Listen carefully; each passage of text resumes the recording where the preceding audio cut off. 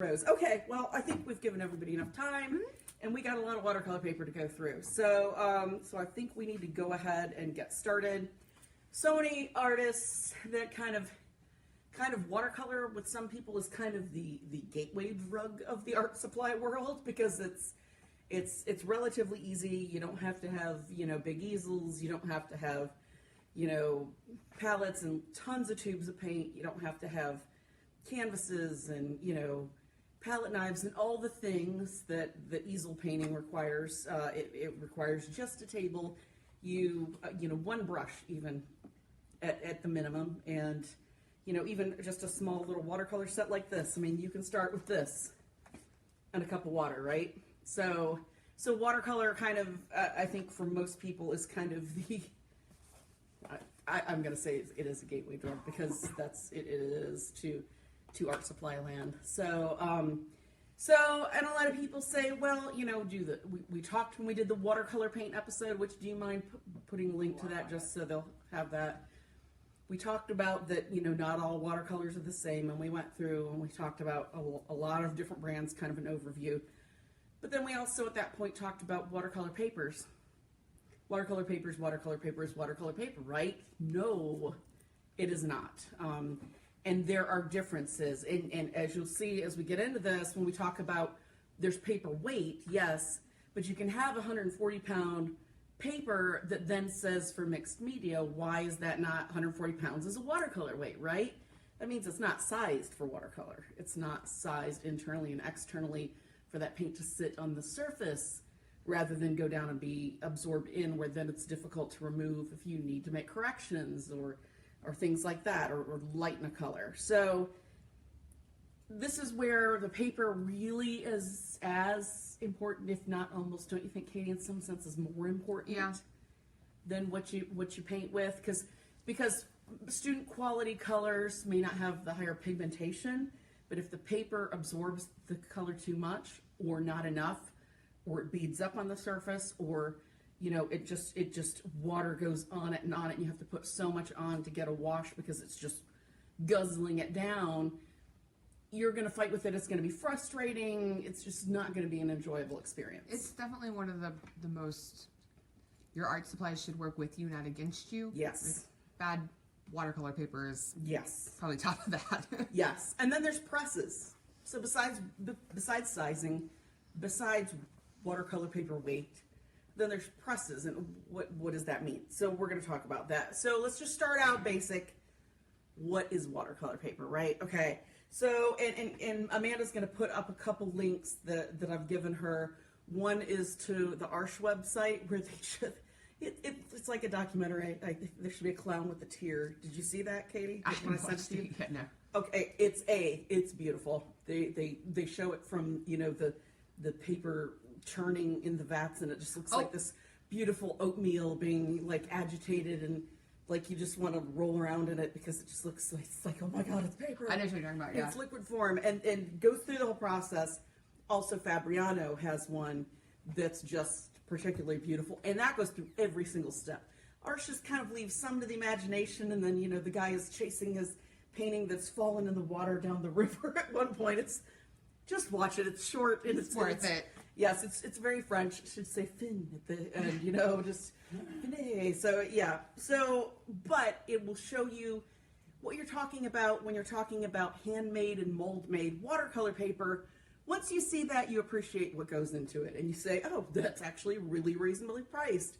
Because in one of them, the guy with Fabriano has the tray. He's doing this into it, and then ta-da, there's a piece of paper. It's slightly mesmerizing. It's yeah, I could just watch that.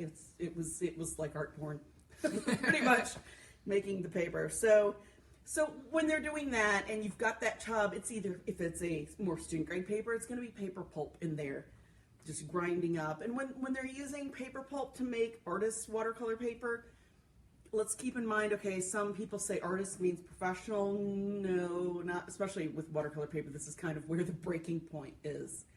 If it's not 100% cotton, really more student, more beginner grade, more practice grade, more, maybe doing color swatches, but really even for that, you really want to be using the paper you're going to be using all the time, in my opinion. Don't you think, Katie? Just because you're going to see how that pigment takes. So it's being ground up, anything from paper pulp to paper pulp, cotton blend to cotton, which cotton, another name for it is rag paper, because they used to actually make it with old rags that were recycled and ground up. It's internally sized. The best watercolor paper should be internally sized, so they're putting a sizing in with that kind of mush that's being moved around and agitated. And then once they've pulled it out, made those finished sheets, then it actually goes into a bath where it's kind of dipped down and it moves along, and you'll be able to see it on a couple of the videos.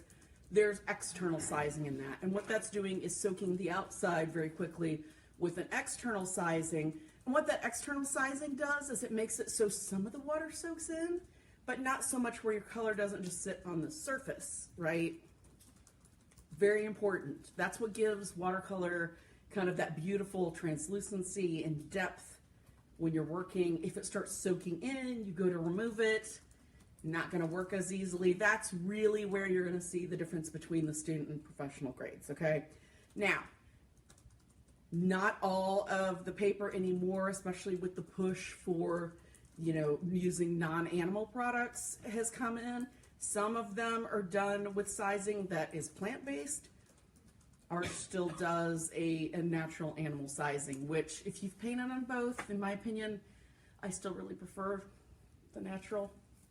I know that's not, I mean, not necessarily the most popular stance, but it stays the same. It's always been the same. It performs the same. So for me, that's very important. When I'm having to work really fast, very quick on stuff, I know exactly how that's going to perform. So that's important. All right. When they put that sizing on, also there's usually a fungicide or other chemicals that are put into it that helps. That if your paper, you live in an environment that tends to be a little damp, a little humid, like here. We've had canvas. Yeah, we've had even mold before we've had watercolor paper mold, because it's got that little bit of a fungicide in it that keeps it from having issues, which is very important, because if you start getting little bits of mold and mildew and all that, you may not see it until you start to paint, and then all of a sudden you get these weird little splotchy McSplotchersons everywhere. That's a technical term. Technical term. So that's very important too, okay? Just the ability to be able to rework that color. That's what that external sizing is for. So if something doesn't say it's been externally sized, student grade. Okay, so, all right. So now paper presses. This is where people are always very, very confused. It doesn't make sense. So we're going to enlighten you. There is cold press, not press. There's soft press. There's hot press. There is rough press. It's like going to a toilet paper aisle, right? Where it's got, does it have ripples? Does it not? No, it's easier than that, but it is kind of really akin to that if you stop and think about it. Paper. Okay, not press is the same thing as cold press. I repeat, people will call all the time and be like, what is not, but my professor said, or my instructor said, not press. Same thing as cold press. Okay, it means that it's not pressed, that no heat is used in the formation of the texture of the paper. Nothing happens to it. It might be dried not by air. The rough press tends to be either dried by air or put between things and kind of like a felt where it gives it some maybe added texture. So that actually changes the texture. The more it's air dried, the kind of rougher the texture of that paper gets. So cold press or not press, same thing. It's going to add a slight tooth that's going to grab at that pigment. It usually means that if it's gone through cylinders, it's got a little bit of an absorbent felt that's got slight texture, that when it's run through and pressed, it takes that water out, but it also leaves just a little imprint of some texture, okay? It is the most popular paper of all of them. It's excellent also for pastels and charcoal or dry media that you really need a little bit of tooth to grab onto that texture. I really like cold press for detailed graphite drawings as well. So cold press, not press, probably the most universally used, definitely. Soft press. This is one that is unique to Fabriano specifically, okay? It is between the cold and the hot. Hot, sounds like hot. When you apply heat, just like if you flat iron your hair, you're applying heat, you're making it very straight. Hot press is done with heat through cylinders. Soft press is not. It's got just a slight bit of texture, so it grabs the pigment, but it's a little kind of, I guess, spongy feeling, if that makes sense to you as an artist. If printmakers love it because it's somewhat absorbent, and just with that slight bit of texture, it grabs ink really well, but it's not so smooth where the ink doesn't kind of suck into the paper. If you're a beginner watercolorist, cold press kind of ranges across all the different brands. Soft press is the most ideal for you. It's got just enough texture where you're gonna kind of learn to maneuver the pigment over it, but not so much where you're gonna have problems when you're using granulated pigments. So soft press is perfect for beginners, okay? Hot press, it's smooth, flat, an even vellum surface with a very fine tooth. They run it through hot cylinders. That's what gives it that nice, just kind of almost baby butt smooth texture. I love hot press for doing ink drawings and then putting watercolor over it. Anytime you see stuff on the show, other than this was actually done on cold press, that was one of the first times I ever did that. It did give some tooth for the drawing, so I had to go over some parts more than I would have expected, but anytime I do commissions, I always use hot press. I think I saw a hot press one and grabbed the wrong one and was like, oh, well, we've started, so we're gonna use this. Hot press is ideal anytime you're gonna do pen and ink, brush line work, fluid media, mixed media even, okay? Rough press, it's exactly that. You've got, and rough press, if something says rough press, it is not the same through any brand, is it, Katie? It is like all over the place, from like crazy rough to some that I would really consider more of a cold press. So it's just gonna vary. Before you really get into rough press, maybe get some samples or buy it in small, if you can get it just in pads or small sheet packs, or like some of the Try It samples that we'll be showing. Try it first, because it's not for everybody. Usually, pardon? It has its own peaks and valleys. It does. Literally. It can be like a paper roller coaster, really. I mean, you just don't know. Other than it reminds me of the Canson, the My Tentes paper. Mm-hmm. It's just, but more irregular, I guess. They put the wet paper sheets between either textured blankets, or they let them air dry. It just depends on the manufacturer, or even a combination of the two.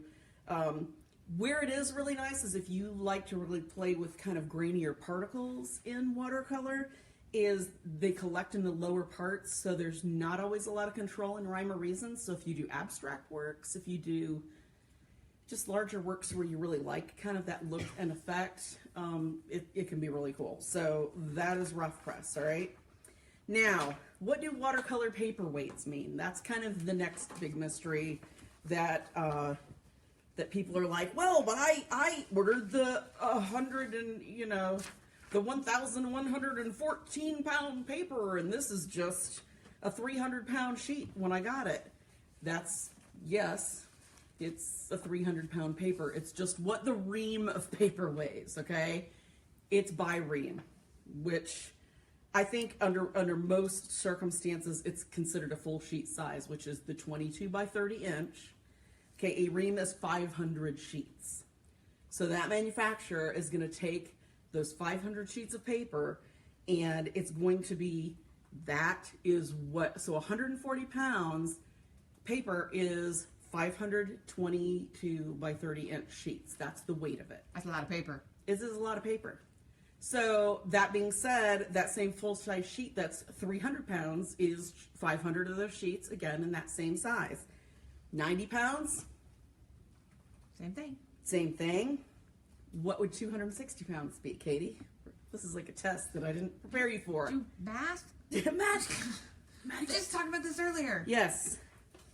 It is a 140 pound weight, but it's a double sheet size. Oh. Tricky. But, no? Yeah, yes. So anytime they're saying 260 pounds, it's a larger sheet. Okay? 400 pounds, depends on the manufacturer. A lot of times that's just a slightly different sheet. The 555 pound and the 1,114 pound are 300 pound weight paper, thickness paper, but in larger sheet sizes. Okay. Say it again for the people in the back. Yeah. We get calls about it all the time. Yes. I think what I'm going to do is take this part of it, make it into a document, and I'll put it in the Jerry's Live group tomorrow. Because as far as the texture, This. yes, and as far as the weights, because then it goes into the sheet sizes, so you'll have that on there. There's royal, there's super royal, there's imperial or full, depending on where you are in the world. We call it a full-size sheet. They call it imperial. We call things a quarter-size sheet. We call things a half-size sheet. You know how Europe likes to be difficult on art supplies. I mean, I'm sure it's us because us, that's but- what we do. But it's just very different. Then you've got single elephant. People have heard of that, but they don't know what it is. Double elephant, antiquarian. It's not just a sign. No. Or like the sex. Yes. And then there's triple elephant, right? Triple elephant is a 40 by 60 inch sheet. That's some. That's a lot of watercolor. You better have a big brush for that. And people are like, I don't know what you would do with the hockey brush. Probably that, right? That's moving a lot of water around.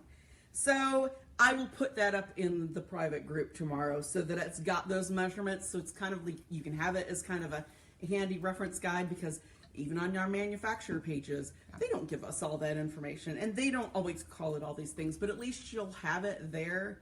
So when you're going to buy paper, it gives you a little bit of knowledge to arm yourself with. Okay? Watercolor paper cheat sheet. It is. It's a cheat sheet. All right. So then there's always manufacturers do them in different colors, right? Oh, we don't use optical brighteners. That means they don't bleach it. We have the traditional, the natural white.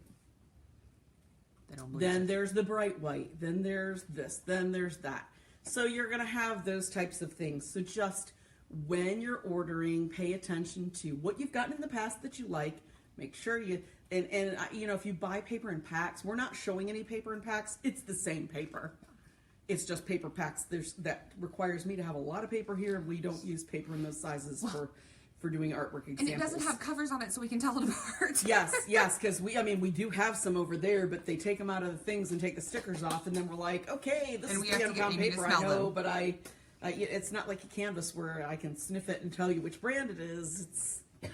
I don't do enough watercolor apparently, so I don't know. I can guess.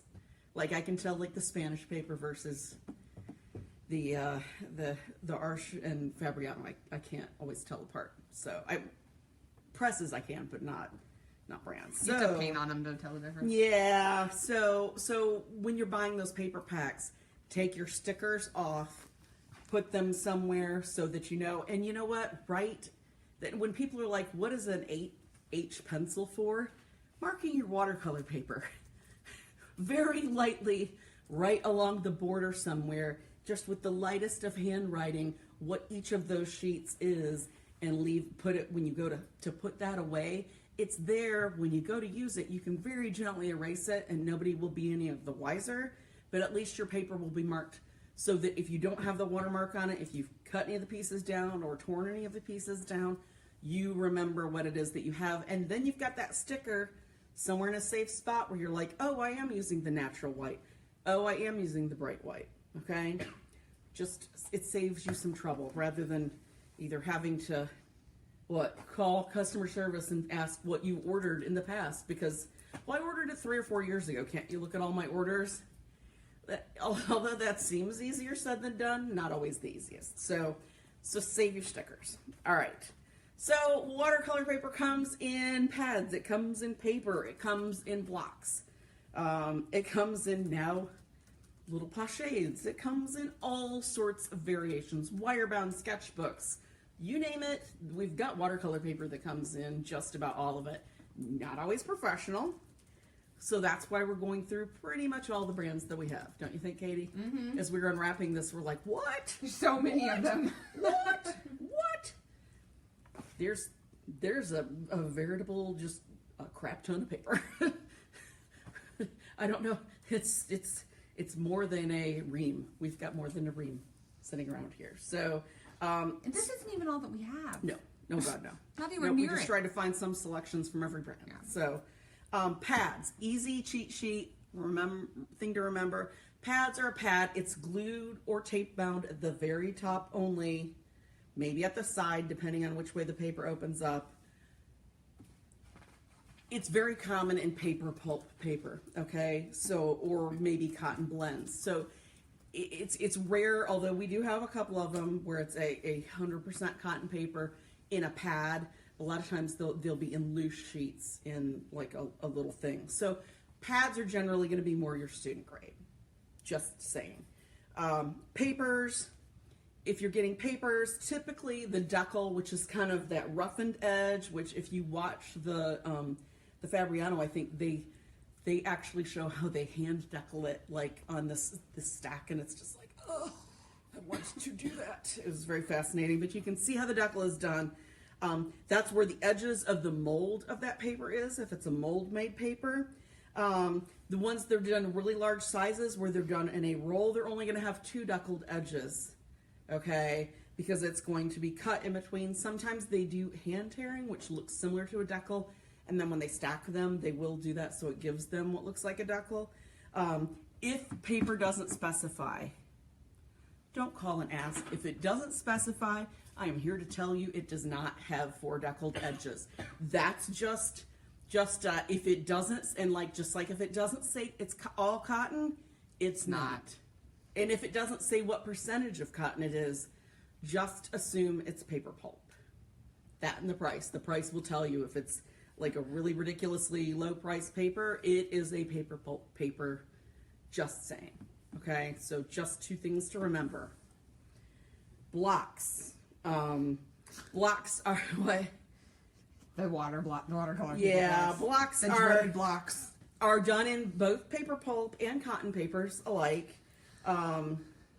They're tape bound generally on 4 sides, with the exception now of the fluid easy block. They're only done on 2 sides. Oh, They're done on the long way, so that it's easier to take off. That's You cool. don't have to try to figure it out. We'll show you when we get to the blocks how you remove it, because we get people that will get them and send them back because they're like, this is my favorite thing. The first time this happened, I didn't order black paper. Every time. Why did I get some black paper? They either call us up or some people just send it back. It's something to protect the very expensive cotton paper. Yep. That can be removed, or they can't figure out how to remove it even after I've sent them pictures. We'll go over that when we get to that. So it's just there to protect your paper. All the brands have some way, shape, or form done with that. You will need, really, I think the best is you can use an X-Acto blade, but if you're an oil or easel painter, make sure it's a clean palette knife. But this is my favorite one of all the shapes and sizes, because you can do anything with it, especially remove watercolor paper. So you can get that and take it off. With blocks, the most popular weight is 140 pounds, just because then you don't have to stretch your paper or tape it down or staple it down. It's held down on the sides, so it will dry flat. Okay, so why don't we go ahead and get into this? Oh, the one thing I did not mention about regular papers, that's going to come in the most varied weights. Blocks usually come in 140 or 300 pounds. So paper is going to come in anything from 90 pounds up to your 300 pounds thickness, but you know, the crazy weight ones that are just from large sheets. So what we're going to do as we go along, we'll just do a quick line of watercolor on each of the papers so you can kind of see the difference maybe a little bit. And we'll discuss each of the brands as we go, if that's cool. Does anybody have any quick questions before as I start getting this ready that you've seen? I just wanted to know if you could recommend one that doesn't cost $3 signs. Yeah, $3 signs. We will look at those. What I would say is when we go over the Try It papers, we've got a couple newer brands that are a little less expensive, like the Fluid 100. That's 100% cotton. And always remember, you can always paint on smaller sheets, but get a better quality paper. So to do that, and unfortunately, paper is a personal preference, just like canvas, just like linen, things like that. So for me to say this is a great bargain. It may only be a bargain to me because for my type of painting, it still gives good performance, but a price that I can reasonably live with. So Best paper you can afford that works for the way you paint. yes, definitely. All right, so we're gonna start with just the paper pads. So I'm gonna have you come up, so because we're gonna fly through these, and then I'm gonna kind of just chuck them aside. With the paper pads, we're starting out with the paper pulp. So right now we're at the student beginner grade level, just kind of starting out, even just, okay, you're not a watercolor painter, but you're gonna offer maybe some commissions in it, or just, you know, gonna do color sketches on it for your oil paintings. It's fine to do that for this. That's not a big deal because that's not what you're worried about. You're just trying out some different color schemes. All right, so this is Canson's watercolor pad. It's a 90-pound sheet, ultra white, cold press texture. I'm going to use a number of different brushes, so just ignore the brushes. And I've got watercolor and gouache, so I'll try some of both. Cold press texture, 15 tape bound sheets in this. So you can see that's not bad, but I can definitely feel that it's paper pulp. And you can already see it kind of by the way that the paper's going. You can see the buckling already just from that little bit. Because it's a 90-pound paper, which if all I'm worried about is doing some color, trying some color schemes, it doesn't matter. I can tape that down to a board and it's no big deal. So that's that Canson watercolor pad. I'm just gonna chuck these over here and we'll have to prop them back with them later. All right. Something that's a little bit heavier but very inexpensive, the Canson mixed media pad. This is 98 pounds, comes in a spiral book, but it's like 60 sheets. So you're going up slightly. That takes pretty decently. You can see there's a slight bit of texture. This is more like probably what a soft press would be. That would be great for collage or a little bit of mixed media or some wet and dry media when you're going to be doing kind of some of both. Even just sketching in the field where it's not like a finished painting, but you want to do a little bit of color work. I mean, obviously I'm using a scroll brush, so it's heavier. It's going to lay down more of a wash as opposed to just, you know, a line drag. But to me, when you're testing paper, that's the easiest way to see how much water is sitting on the surface, how much water is sucking right into the paper. So I know, am I going to be able to go back and take some off? Am I going to be able to scrub? Is it going to be a problem? And I'm here to say with the majority of the paper pulp papers, you're not really going to want to do a lot of scrubbing. You're not going to be able to add a lot of layers. I like those Canson XL pads. I like the watercolor weight because it's 140 pounds and they make it in a wire bound. Okay, so this is... they are, it doesn't say, so that generally means it probably has like just either internal sizing, you know. If it doesn't say, always assume most papers are internally sized. When it says watercolor, that means it probably at least has internal sizing, okay? But it may not be externally sized, so it's not going to sit on top. Okay, so that's... You can see, definitely see the cold press texture. Can you see that? Where you can see it kind of sitting into the little textured parts. Nebbies. I like this for doing color sketches and stuff on it for either paintings or just kind of just trying something very basic and fun, or just designs, or, you know, something like that. Because it's a decent weight. I mean, it's buckling some, but it's 140-pound paper. It's going to buckle some, but for a paper pulp paper, this really isn't bad at all. Yeah. Okay. So you're going to be a wreck taking back apart later. All right, Strathmore. Strathmore makes a number of different pads. This is their Vision watercolor pad. Now, they have these customizable covers. To me, this is fluff. It's just the inside. It's got a cover that's heavier where you can do something in a design on your own. You know what? You can paint something over and do a design on your own. Who cares? It's the paper that should be the... And I've not used this, so I'm very curious to see what the... It's good when you have a lot of those. You can label yes. let's try some blue. This is 140 pound cold press. It says even washes and good tinting strength. They're tape bound pads, so they're taped up at the top. Customizable cover. That doesn't tend to, it says cold press, but that's, to me, looks a lot more like a vellum, doesn't it? To you? It's smoother. You're not seeing a lot of the kind of granulations sitting in there, which, if you like that look, is good. And it does look like it kind of sits on top a little bit more, but it doesn't have that texture that's more what I kind of think a cold press. My personal preference for a cold press would be.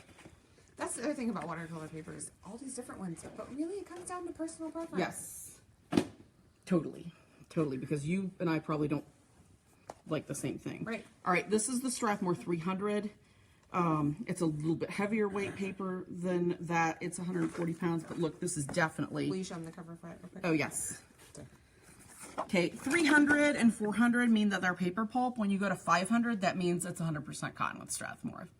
That's how you remember the highest count. With them, 500 is always cotton.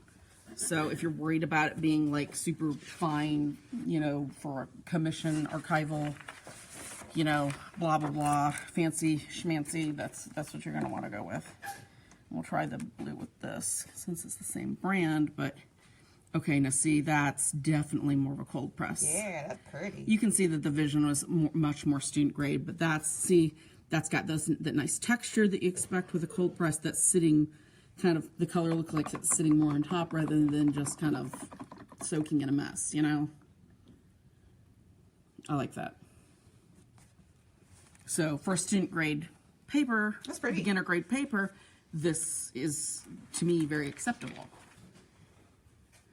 All right, so there's that. Here's the 400. So we're stepping up to the next. I got this because it's cool just not the size. cutest little 6 by 18 inches. Now this is a little bit finer texture than that, even though it's their watercolor, and even though they're both saying it's cold press. So let's try this with the blue. See, but you can see the texture in it. Now that's even nicer paper. See, I think on camera you can see that that's nicer. That's definitely just sitting on there. Curious if it can be, how well it can be pulled off. It says watercolor washes, light acrylic washes. It's designed to, oh yeah, see, look, you can pull. So this is sized well enough where I can go back in and actually take that off with it being a little bit wet. That's very nice. So if you're looking for something starting out, but still that's a decent quality paper, pulp paper. Now that doesn't mean that you're going to keep scrubbing and scrubbing, because this is not cotton, so it will pill up pretty quick. Should we show them what that does?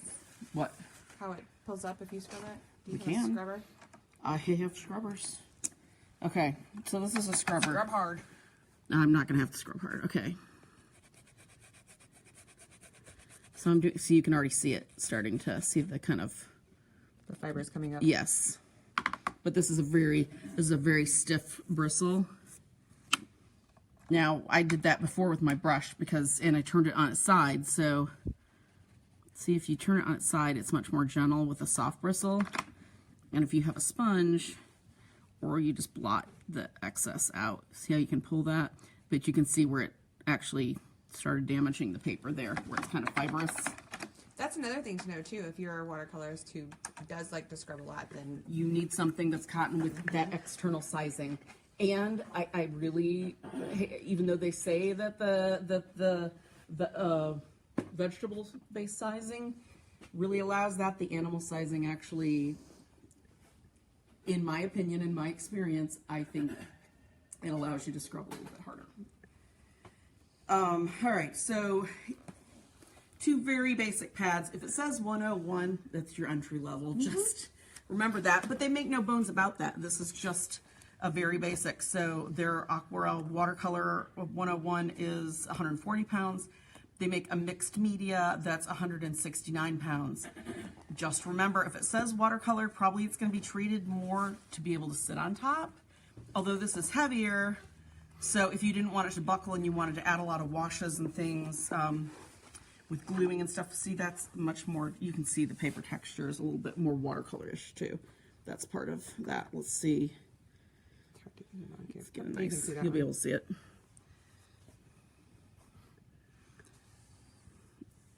Let's see how that resisted the color a little bit. Sometimes that can be with externally sized stuff, it can be too much sizing and you can kind of blot it down with a sponge and wipe it off. With this, it's not. It's just that this is a more student grade paper. See how that color just didn't grab and blend into the paper quite as easily as some of these other brands that we've looked at. Just the difference between a very student grade, it's 101. So, you know, this would be perfect like if I had paper, it's just, well, it's the use of it. Right. It's for students. you don't want to be spending No. a bunch on Okay. a piece of watercolor if you're practicing. When I had a studio in Raleigh, my son was 1.5 and he wanted to do what I did. So I got the cheapest student grade paper until the guy at the art supply store down the street felt so sorry for me because he was going through so much paper.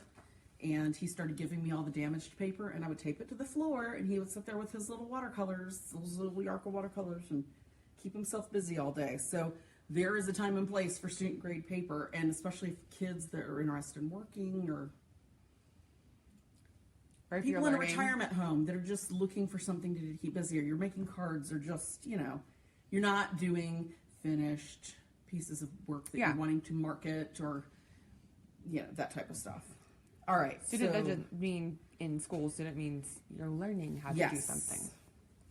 All right. So we've got the Strathmore.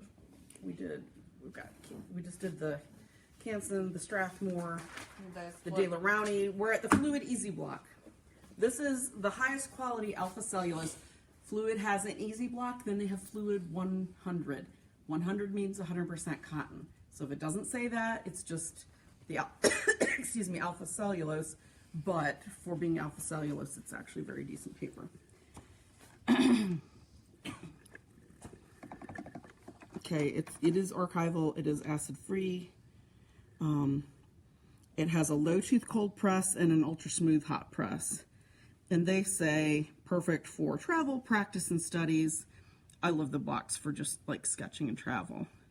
And you can see the grain of the paper there, even though it's not like a super toothy cold press. And being a block, it's not gonna buckle. Okay, sorry. And it's there. All right, so, and then you've got, Canson makes a, just their kind of paper pulp version. Their Aquarelle, Montville watercolor blocks. This is kind of their natural cold press surface, so you'll be able to see it's a little bit more the traditional, grittier kind of, you can really see the texture in their grainier texture. Acid-free 15 sheet blocks. And I will say for these guys have always had a postcard size, which has been this. I've used these for years, this And they're brand. so cute, yeah. Because they were the only ones that did it for the longest time, and so I would do little watercolor postcards when I went on trips and stuff and send them to people. So those are kind of your last of your paper pulp ones that we're going to be looking at. Now we are venturing into the mixed pulp and cotton blends. I'm going to do the Fabriano Studio. If it's Fabriano Studio, that means it's their kind of artist/student grade. So maybe this would be where if you're wanting to really get into watercolor, but you don't have the funds to be going, you know, the whole hog 100% cotton, this is going to be kind of where you're going to want to start kind of jumping in with this. These are a mixture of the lignin-free cotton and cellulose. They don't have acid. They're sized internally and externally, so it's going to give you the optimal absorbance. Good for students and beginners. I've got a cold press. Let's see. Both of these are cold press. I think they only do cold press in these. They do a 90 pound and 140 pound. They don't do anything heavier in the student grade, and they don't do hot press. So this one is the 140 pounds, so it's a little bit heavier. I'm sorry, I accidentally hit two colors with the Ombre. brush, yeah. And this is the 90 pound. So you can see there's a little bit of a texture difference. It looks like the 140 pounds just a little bit toothier, but this is going to give you, it's a 25% cotton in it. So you'll be able to scrub and do some stuff like that. You know, see how that's lifted? That's because it's got that external sizing, right? So it's not, even though this looks, it is getting dry, you can still pull it up. You're not going to be able to lift like that on It's like a magic trick. It is not going to be able to lift like that without the external sizing. Okay, so that's just kind of a great, kind of an entry level, getting serious with your watercolor paper. And they've got them in all different sizes with those. Then we've got, these are some more pads. We've got the Canson, their La Aquarelle is 100% cotton. So we're getting into cotton now. We apparently use this on, well, we can use up here on something. This is the hot press. Used. Yep, but it's hot press. We're gonna do something bright so we can see it a little easier. See how smooth that is?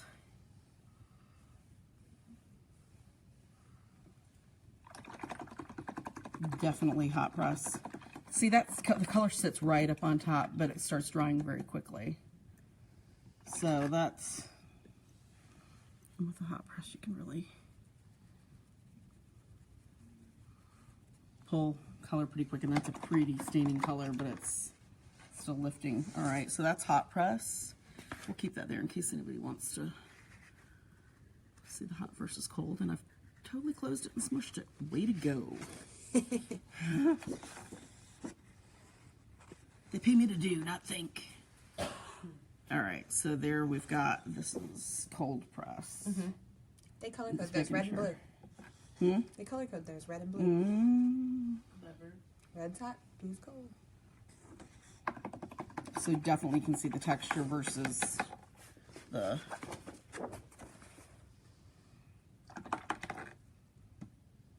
so that's giving you both of those. All right. Then we've got Duralar. Their cotton pad is the Langton. They do also blocks in these as well. Let's see, let's find something jazzy. This is, oh, I did not pick up as much. This is the, it's got to be cold press. Oh, rough. Wow, that's not very rough, is it? You said they run the gamut. Yeah, that is not what I would consider rough. That's, I mean, it's got good grain, but that just really looks like more of a cold press, a little bit rougher cold press.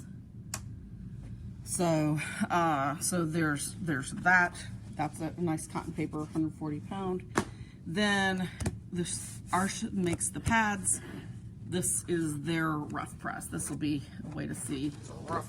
Yeah, definitely.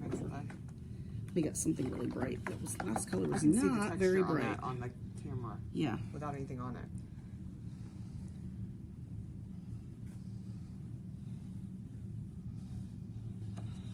Very rough by comparison. Nice. I like that texture. It's cool. Mm-hmm. Okay, so there is that. Let me switch to flip pages. We're going so fast, we're getting ahead of me. Arches, $14.92. Columbus sailed the ocean blue, and they started making paper in France. So just remember that if you're trying your mind. But Fabriano was the 1200s, the late 1200s. So go Italians. They've been doing that. But Arch Arch comes in hot, cold, and rough press, and that's the internal and external gelatin sizing through. They specifically say through the entire sheet rather than just like it's sized. Amanda. All right, so Global Arts, the Fluid 100, their little professional watercolor paper, 140 pound and 300 pound weights. This is the, this is a 300-pound block. That is stinking awesome. And ooh, look at this. I want to see what this texture looks like. Which, I'm sorry, show that cover again. It's Global Arts. 100% cotton. Hey, Amy, do you Yes. think all of these papers need soaking and taping? Amanda's going to be putting up a video about taping. I really have issues with soaking paper. I think that's a bad idea, especially if it is non-animal sized. You are going to lose your sizing super fast. I found somebody online that, to me, scientifically, and it's just my opinion, keep in mind, but scientifically it makes the most sense for how to properly stretch the paper. You don't want to soak it. This is not a beach towel, folks. It's designed to be worked from there. She shows a very unique method of stretching it and taping it, and then using a brush to very gently go over it with a wash so it gets it wet enough where then it will tighten. She uses a hair dryer to actually dry it so it shrinks back very evenly and produces a very flat surface. The one thing I will say she does that I would not do is I would put gloves on. She does it bare hands, and I don't care how well you wash your hands ahead of time. Just sweat and oil and all that is going to leave residue on the paper. Put on some gloves or something like that to do it. But the way that she did it works beautifully. She has no problems with it. She is like some crazy huge award-winning Canadian artist that produces absolutely stunning work. And that's how she does all of them. So so I would really recommend doing that instead. I would not dipping the paper only if you want to do it that way, but there's no reason to do that. You're going to lose sizing, and then you're going to have paper problems, and then you're going to call us saying the paper's defective. You're the one who lost the sizing. Don't do that. Just saying. Well, the technology's changed. Or if you're that worried about it, where you don't want your paper to curl, but you're not sure about sizing, just do the 300-pound. You don't have to do that then. Yes, technology's changed to be animal friendly, but then the means of stretching it haven't. So, Right. all right. So now we're going to the Fabriano. This is their Artistico is their 100% cotton. They do the soft, they do the hot, the cold, and a rough. So let's see what their cold press looks like. Oop, I missed the cover. Oh, I'm sorry. No, that was mine. Sorry. Sorry, y'all. This is their 140-pound.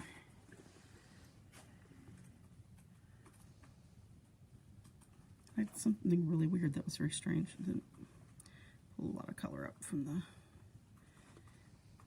So you can definitely see the texture there. And you can see it with being 140 pound, even with the block, it's starting to buckle up because the ends are, it's only sealed on the bottom and the top on that. Okay, so there's that. Then I'm just gonna start sticking these under here. I've got them everywhere now. Then we've got, let's do this other, this is their, another one of theirs. Let's do Do it one more time, sorry. Sorry. Amy, have you noticed Yes, the difference this is the extra white. So let's look in at the the two. arch blocks and the paper, the loose paper? Okay, this is the two colors together. No, there shouldn't be any difference. Okay, so you see how this is the natural white and this is the bright white? There is some optical punch to that. Let's see if I can find the one that I... This would have been easier. Let's use the same color, Amy. Yeah, look how much more vibrant that looks. I mean, I prefer the more natural white, but that's pretty... But again, depends on what you're... Pretty punchy. That makes that color look almost a little bit different, doesn't it? So bright. I love the... I do like the Fabriano edge to the paper. Look how nice and... So pretty. It is very pretty. Okay. All right. So that's your natural white versus that. Winsor Newton makes a 100% cotton paper. I actually never used this, and I opened this to look at, and I was like, oh, I like what that texture looks like. It's just different. Oh, that's just their... Yes, it's very clean looking. Let's try it with something very pretty. Let's see. I really like this red. It's very vibrant. Okay, I really like that texture of that paper. Look at that. That's nice. see how hard it is to pull up. Even with that staining.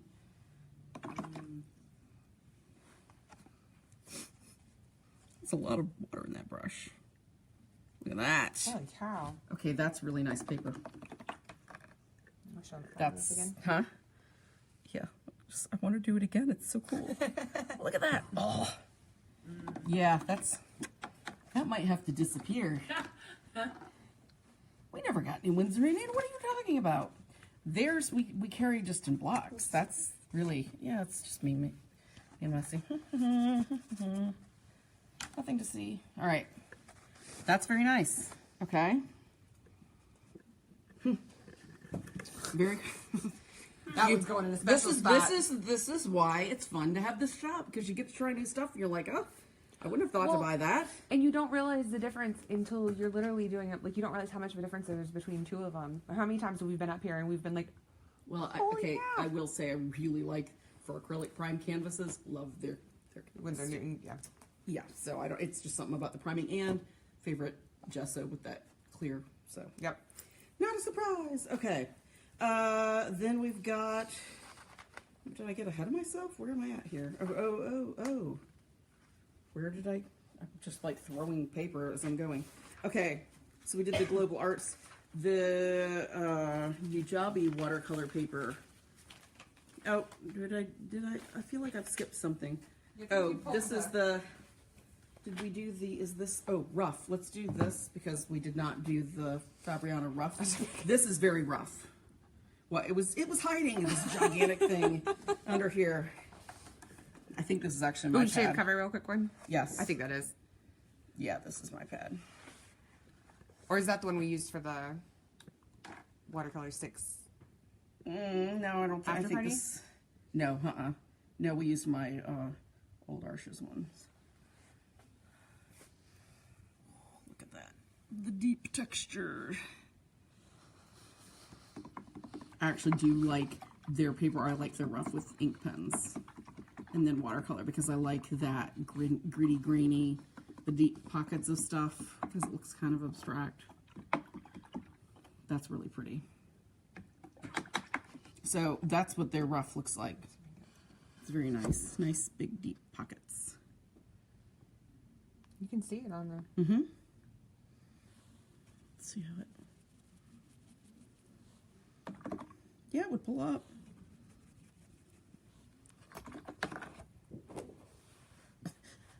Blot it over Just- here.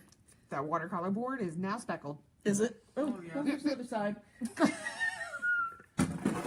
for stapling stuff. All right. So the rough works. Okay. Okay, I was getting me some paper towels. I don't need no stinking paper towels, Katie. See, that's why people are like, how do you have stuff all over you from doing watercolor? How do I not? Carefully. No. Careful is not the word I would use, Amanda. I do tend to All fling right. my brush to Yes. clean it out sometimes, and it's not a good idea. No. It's just habit, like, because usually when it's well watered and you fling it to get it back to shape. Mm-hmm. All right, let's look at these little Stonehenge ones as long as I'm on that pile. Well, you know what, do this. Okay. So let's go to paper real quick. Now, we'll hit those with the blocks. Fluid makes these, it's their 100, which is their, what? What is 100? Cotton. Yay! Amanda's not paying attention. 100% cotton. Okay, they make these adorable little pochades of cut paper. And they Cute. come in like a little envelope so it protects them. And they make them in different sizes, 140 pound and 300 pound. Cold press, hot press. So let's take a look. I hate to take them open because they're just adorable little. Okay, so there's hot press. And that's the 140. And then the cold press, I'm just going to stick these back together so try to wrap them back up all neat and pretty.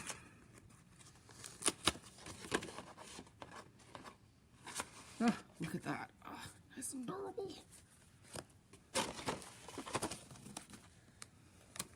Alright. Edge. You see the edge on that? That's crazy. Yeah. It's a nice Just compare it. piece of to- chunk. Now these are made in the US, so that's another cool thing, even though it's made with like more the old-fashioned European style. All right, so let's hot press, 140, cold press. Let's do there's a nice turquoise on here somewhere. You know I was about to go, Dalo! Oh, it's not pulling up as much. Come on. Come on. You know you wanna. There we go. Okay. So there's that.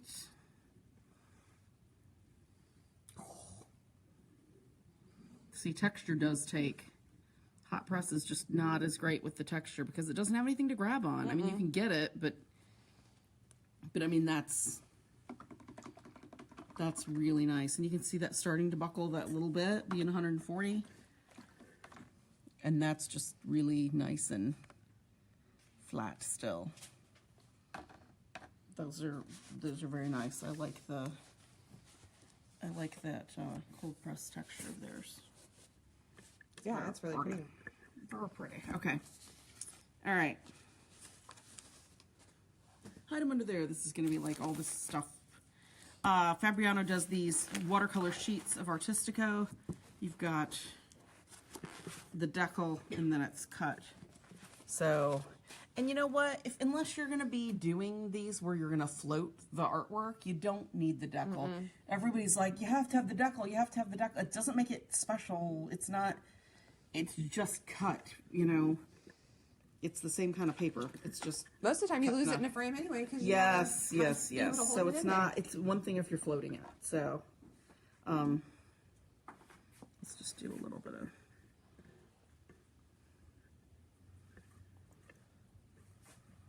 That's their extra white, the cold press. So, which I think at this point, we've used every Fabriano surface. All right, so it's mold made, so it's the same paper, it's just been cut. All right, now we're gonna go to the new Jobby. Everybody loves this, it's got great texture. However, people never read the description, they just see that they want something with the roughest texture, blah, blah, blah. There's limited sizing on this. What does sizing do? Keeps the water, this stuff on top. Yeah, oh, Amanda's paying I just attention. had to find something to answer a question. Oh, cheater! Okay, it's gonna be soaking in. So then, people are upset because they can't lift it. When it's got limited sizing, you don't want to use a lot of water because it becomes a soppy, surly, curly, crazy mess. Now you can see, look, this is what they're saying is a cold press. Please look at it. That's like cold press on meth. It is. That's not. They call it cold press? That is cold press, yes. Okay, so people want to, first they're very offset by the, oh crap, look at the texture.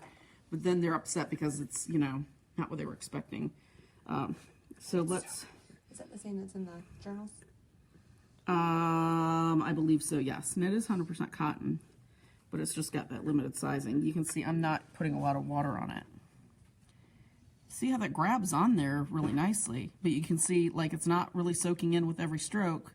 That's that limited sizing. The sizing makes it so that it wants to accept the color, and I'm going to put a lot more water on this. Let's see. Let's grab a little bit of this really bright. See, that just turns into kind of a lot more unwieldy mess, right? Not wanting to soak in. It's just sitting there. So just be aware. It's fine, especially if you use dry brushing techniques and things like that, or you're going to use gouache, where gouache naturally sits more on the surface because it's opaque. This would be ideal to get cool texture, have something sit on the surface. I mean, gouache would be... Let's.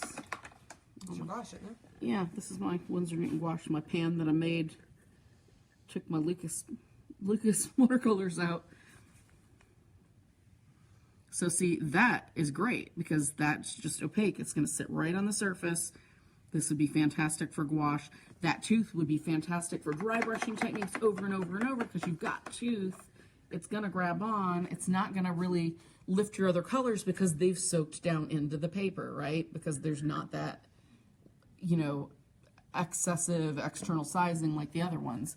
So for that type of stuff, this would be fantastic.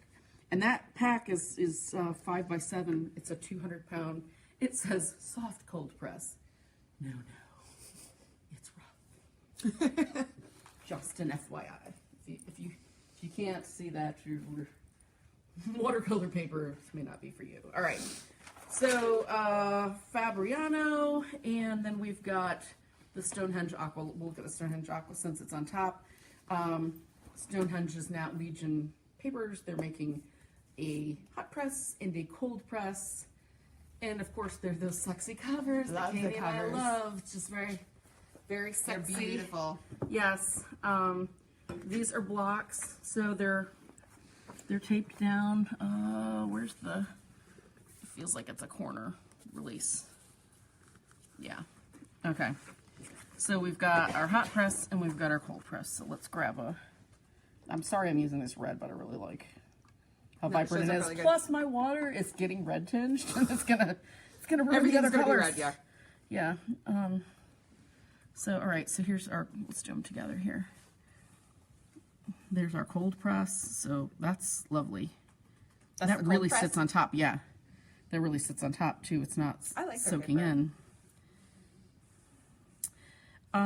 That actually is the most evenly feeling hot press. It's grabbing the pigment right away. Did you see? Oh, notice on some of the other ones, the pigment more skates across the top. Yeah. That's actually grabbing it some. I like that. And you don't see it making a lot of like the pinholing and stuff like some of the other brands did. That's a very nice hot press. Got just enough. It feels like it's got just tiny tooth. Just enough to grab. Tiny. Just a tiny tooth, yes. Yeah. So that's fantastic. All right, so I just look how nice that sits I love there. that. Yeah, that's beautiful. I'd never used this paper before. That's very impressive. And look how even the application was. All right, Show me some. that's the cold press with that, and then this is the hot press. Cool, hot. Thank you for those of you who thought of that, because I didn't. I'm just like, oh, pretty colors. pink, What red paper is color. it? Yeah. All right. So then we've got the Arshes, we've got the cold press, we've got the fine grain cold press. Why is this? Do we have this one? Must be an older version. Okay, so they've updated their colors. I think are they doing this one now, or is it the new green? I can't remember which ones they've gone to. I think this is new. This is the Yeah. older. Okay. So Because this is the color I usually Yes. remember being. okay. So And this this is is what we've this is used. the cold press. This is our hot press. As long as we're on this with the black, Same let's. paper, new color. It'll be easier to see where you take this off. Okay. This should be the clue on the inside when you've opened your block, and it has this here remove sheet. I'm reading upside down by inserting a palette knife here. This looks like an arrow, so I'm thinking if you look down, oh well, look at that. And not bring to like when you're very excited and you've got new paper, maybe you don't read the directions, and all you do is stick that palette knife right under. You can see. Let me take it. Whoop! Here, sorry. Yeah, you're good. Got it. And you gently turn it at an angle. Don't leave it straight because it needs to kind of cut.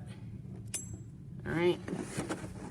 And then sometimes you can take your hand. I prefer to keep that in there because I have a propensity for somehow still cutting myself on paper. Somebody's gonna injure themselves. It's gonna be Amy. Yep, this is true. It really was Amy's Law, but Murphy sounded much more impressive. All right. Ta-da! Look, there's paper. Really, they did send not paper. black. I know. I'm not trying to make light of it, but it was just like, okay. Well, it's one of those things that if nobody ever shows you. Yes, and you're all excited because you're buying expensive paper, and then you're upset because you bought expensive Right. paper and you can't figure out where the paper is. All right, so here's our hot press. Here's our cold press. Let's do the pretty bright orange. That's really easy to see too, isn't it? Okay.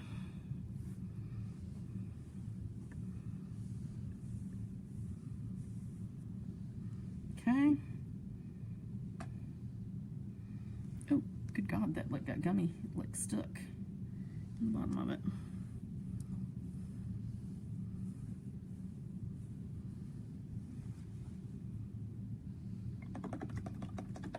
So there you go. Sits right on top. That's drying fast. With hot press, you don't want to use quite as much water because obviously it's going to sit on top and you don't have the texture to grab it, right? Yeah. Look at how that texture grabbed that. That is a really nice even wash, isn't it? Mm-hmm. Yes, Amanda. So when you're done, how do you get rid of the black edges? It's just tape. It peels off. Okay. And nobody's going to see it because it's under a mat or whatever, even if there is a slight bit. You can usually just pull it off with your fingertips. All right, so the hot, the cold, both I think are the natural white. It doesn't say. It's just, I think the blocks only come in the natural white. I honestly think that they only do the colors in sheets of paper. I think blocks are always natural white, now that I think about it. I don't know. There's so many All right. kinds of watercolor paper. Yes, there's so many. So many. All right, and I'm like way ahead of, yes. And for the blocks, the only 300-pound weight they do in blocks in our is cold press only. They don't do other presses, so. Because you don't need it. Well, no, you really don't need a block, but that's just easier for some people for traveling. All right, so now we are at the synthetic paper, and then we'll talk about some journals, and we'll do just kind of discuss the, all right, so everybody's heard of, yes? Can we just say one more thing? She's Sure. The question just disappeared. She was asking about the painting on the blocks before. I'm answering it. Okay. All right. You paint first so it doesn't buckle. Exactly. Yay. All right, Yupo, the multimedia paper pads, synthetic, fully erasable watercolor paper, non-absorbent, ultra smooth surfaces, medium and heavyweight white. Ta-da, ta-da. We've got the, it's 74 pounds, 144 pounds. Now the translucent is 104 pounds. You can use watercolor on them and other water media. It's unlike traditional watercolor paper, it really sits on the surface. It don't go nowhere. So you don't need as much water, and it makes for some really kind of crazy as it dries. Can't be a hand dragger with Yupo. No. I'll do these a You little can't bit move lighter. it. No, and then I'll do the It needs to translucent. stay where it is to dry for a hot minute. Yes. Okay, so this I is love the. it. So pretty. I'm trying to look to see which. This is Let me the get close so they can 74 pound. See how you can see that, like, resist some of the water. It's so cool. So fun to do. It's fun to paint on. Yes.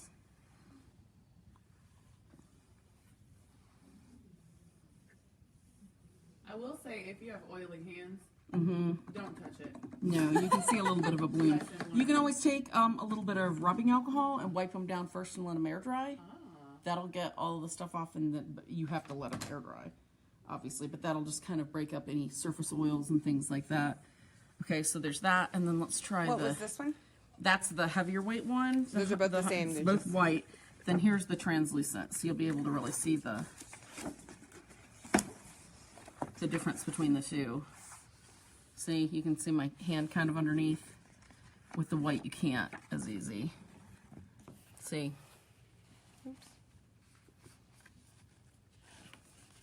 Can't see underneath. It's opaque. That's translucent. Okay. So pretty. Okay. I think the colors show up a little bit kind of more interesting on the. I like the translucent with alcohol inks. Love the translucent with alcohol inks. I mean, the white's nice too. It gives a nice pop, but there's just something about the translucent. It looks really cool if you're floating it too. Yes. Yes. Well, and you can always put other colors back behind it too for mounting and framing. But you can see how that kind of sits. You can see it starting to dry there.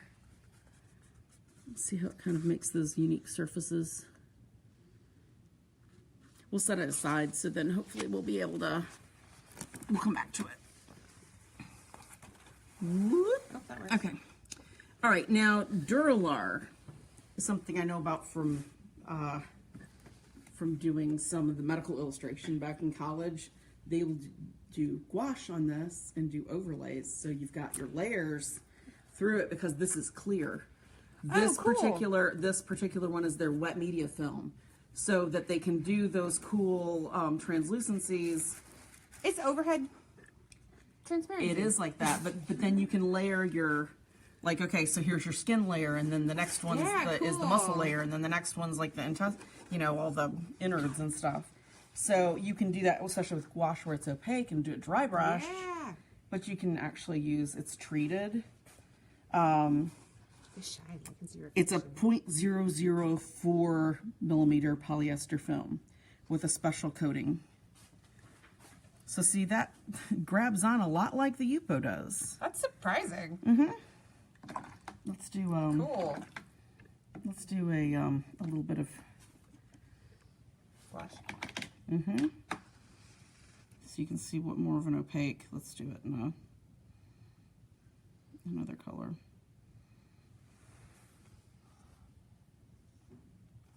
See? So you can get more of a, where it's going to be, if I really dry brush that on. That's cool. So see, that's, okay, it helps not to pick up the paper. Look.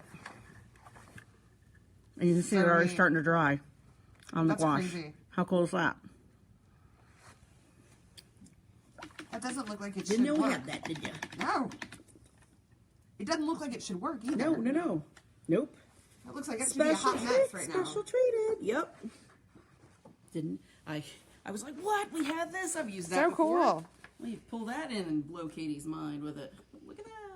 Like you should be dripping all over the place I right know. now. Put that there. All right. So there's that. But it's their wet media pad. Okay, the Duralar wet media pad by Graphics. All right. Watercolor boards. We're gonna go over real quick. If you haven't put the link up for stretching watercolor paper, if you don't mind doing that, Jerry's makes a lightweight watercolor board.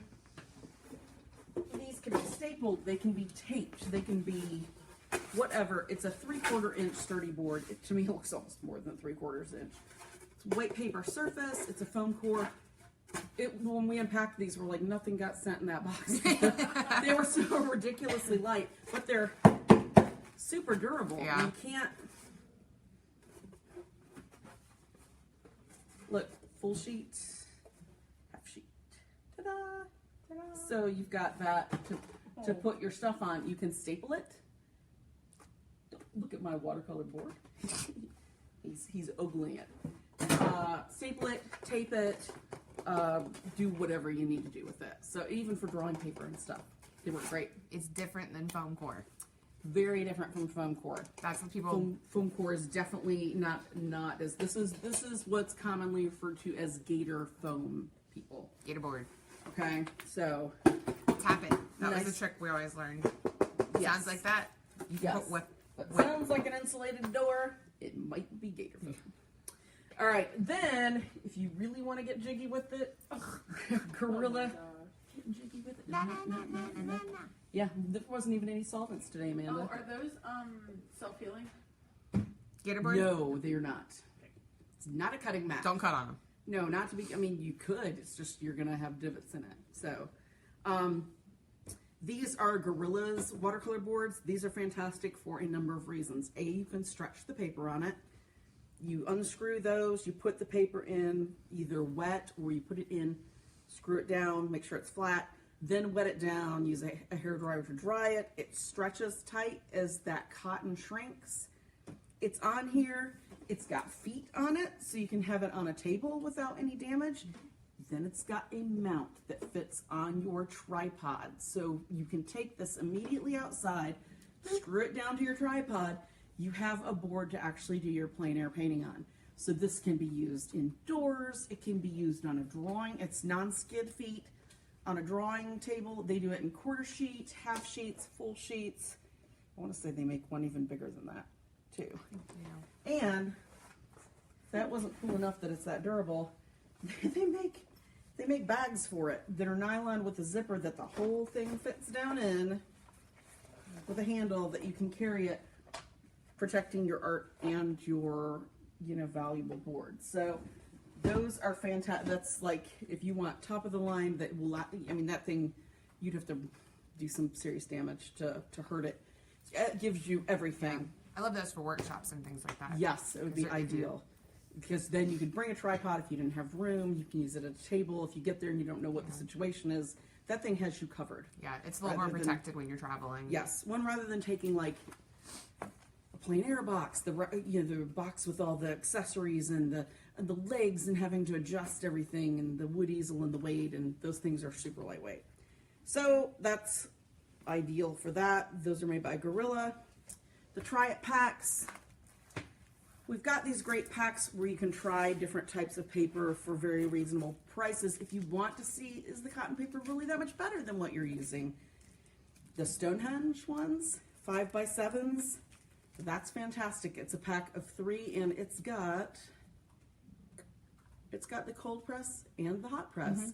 So you can, I'm not sure what it gives you of the extra one, but it's a pack of 3. There is the Artistico Fabriano, so you've got extra white cold press 2 sheets, so you can try that out and see what you think of that. Then there's the fluid in the hot press and the cold press, and with these it's 3 packs of each of those in a nice 8x10 size. I mean, all these are nice enough to do like a nice little works out of. So that is, oh, you know what? This is actually 4 sheets. 2 plus 2. 2 extra white and more. 2 traditional white. So you can see what color you like. Ta-da. Good thing I wrote that down. Because my Italian is not very good. 2 plus 2, fogli. What, it's ugly? Don't look at me like that. No. All right, so those are the Try It packs. Quickly, watercolor field journals. Actually, before we do that, an option, 2 options. So paper is paper, and there's a lot that's confusing. Don't want to stretch it. Want to do something more like traditional where you can just go and paint the sides and hang it in a gallery. You don't have to worry about actually stretching it, no buckling. You can get watercolor paper mounted on our Da Vinci Pro Birch panels in-house. They mount it with a waterproof, acid-free archival glue. This is mounted right on the back of that panel, and everybody's seen Grumpy Owl. Grumpy Owl that's usually up there keeping Bob Ross company. This is done on the Fabriano Artistico Extra White, 140-pound cold press. Just a micron pen with the same watercolor kit doing the watercolor, and if I wanted to stain this, if I wanted to paint it, whatever, we actually used some of the Soluvar fixative to put over this so that it would protect it from dust and dirt and all that stuff, and give it a little UV protection with these crazy lights in here. Great way to be able to do watercolor on kind of an alternative surface, giving you that traditional feel of the cold press paper, but kind of something new and a little bit more modern. And then you could even frame that. I mean, there's different thicknesses. You don't have to do that deeper thing. And they do, I think, all the Canson papers, all the Arche, the Fabriano. I think they might even be doing the new Stonehenge. So, oh, cool. So on that page has all of those different kind of surfaces that we're doing custom that you can try. All the sizes of the panels, yes? I think it's somewhat limited. I don't think they go as big as some of them. Well, I mean, you need to look smaller. I want to say it might go up to, it's either 16 by 20 or 18 by 24. So whatever the watercolor sheet will fit on. Yes, exactly. So there's that. Then later on, a couple, like it's what, at the end of, I think the end of May, somewhere in there, the watercolor pencil and watercolor sticks episode, we're going to feature watercolor grounds. You can take watercolor grounds that are absorbent grounds, actually paint them on a canvas, an existing stretched canvas. You can paint them on wood panels like this. You can paint them on, I painted some on a Lumicomp to see how it did. And then you can actually use those as a watercolor surface. May 22nd. Okay, so we're going to cover watercolor grounds. We carry them, I had no idea until I started researching that episode. And I only did it because watercolor sticks What are you going to do with that? That seems like a very modern medium. I wanted to use it in a very modern way. So guess what? We're going to be showcasing that on Watercolor Grounds on actual canvases and panels. So yet another cool way to do watercolor that's very different from just always having to be paper. So so look for that when we do that, and you'll be able to see some of those things. Now, field books and journals. Some are cotton, some are not, some are sized, some are not. But it's a great way to take books with you to be able to work on the go. These are this little fluid one. It's just adorable. It's got a nice little kind of square cover, hardbound wire That's cute. cover with just some of the basic fluid watercolor paper, which for a cotton, or not cotton, a non-cotton, just paper pulp paper, we saw performed pretty decently. So that's just an adorable little size that fits in a purse or a backpack or something like that. The Strathmore, or excuse me, this is Canson. I can't, reading upside down, not my strong suit. This is the Canson Montval field book. It's 140 pound, cold press as well. Both these are cold press, and it's a nice landscape surface where it's to the side. So you've got that for just a nice little watercolor journal. Strathmore makes some that are a soft cover, so it's softer, but it's still very durable to take places. And feel the cover. It's like leatherette, a little bit. Ooh. Isn't that nice? It's or like almost like a kid glove Yeah. texture or something. I was like, A oh, little bouncy. oh, soft cover. I like that. Yeah. They make the mixed media one. This is 90 pounds. So mixed media, remember, it doesn't say watercolor, so the sizing isn't going to be as good. So more for dry brushing techniques, or just maybe one or two washes. Watercolor, yes, and this one is a 400 series, so it's that heavier paper that we looked at when we looked at the 3 and 400. Saw that little bit nicer texture. It absorbed a little more evenly. So that gives you a nice little 140 pound, more durable paper. Then, let me run off camera for a minute because they're way You're still over on there. here. Okay. Oh, darn. Tried to hide. I didn't hold my gun in. No, I'm kidding. It doesn't work anyway. Now if I'm talking. All right, so Strathmore makes these great visual journals that are a hard cardstock back and front, a 90 pound watercolor that comes in a number of different sizes, a mixed media that is 100% cotton. Doesn't have that sizing, but it's a little more durable. You could make, more finished pieces of art, and I really like the texture for that. I think Mike and I've used both of those when we did art journaling. We liked both of them. And then they do 140 pound watercolor, which that worked great with watercolor and with gluing. And when we did the mixed media journaling with Ophelia, that was really fun to do, and it held up really well. And to me, it didn't. I was surprised how It's little real it flat. buckled.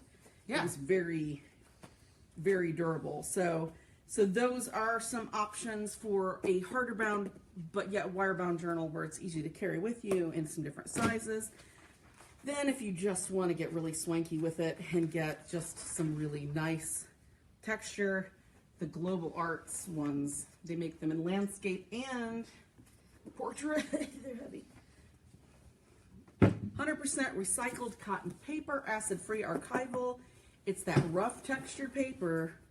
This was journaling with Mike, where we used like all sorts of the marabou sprays and water and salt and all that. But look at that deckle.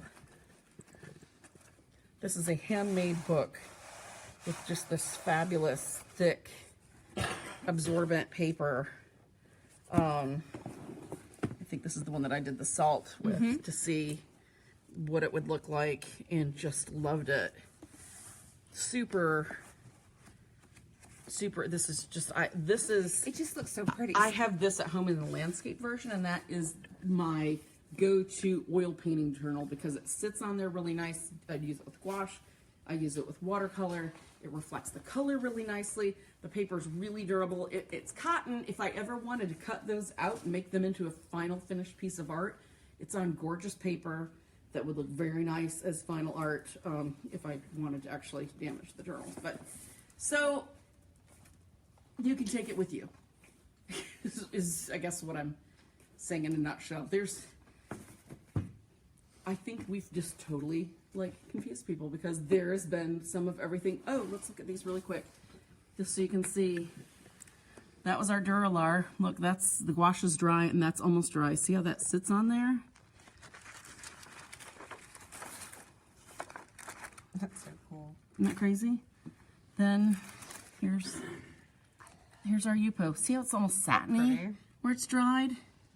There's that sheen from the kind of your gum arabic on there. Just like the way This it is not petals quite on dry, it. but It's cool. there's some there that's still wet. But look at that, how it gives a really unique, something you don't see, that sheen in the with just regular watercolor paper. And then this is the translucent one where you can kind of see my fingers through it, and then you can see kind of what that looks like on there.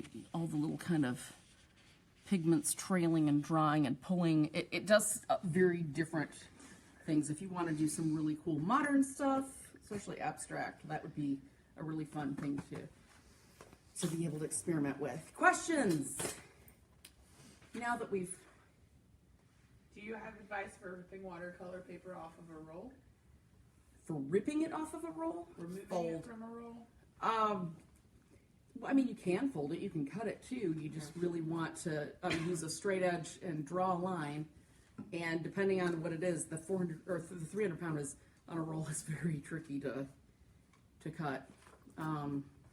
Just kind of use common sense. If you can tear it, bend it forward and back, wet it, and pull it, but that isn't always guaranteeing it. And really, it would be easier to get it on a table, a flat surface, and do that where you could put some pressure down and pull. Maybe put a straight edge along it to have something where it's putting level, even pressure on the whole thing.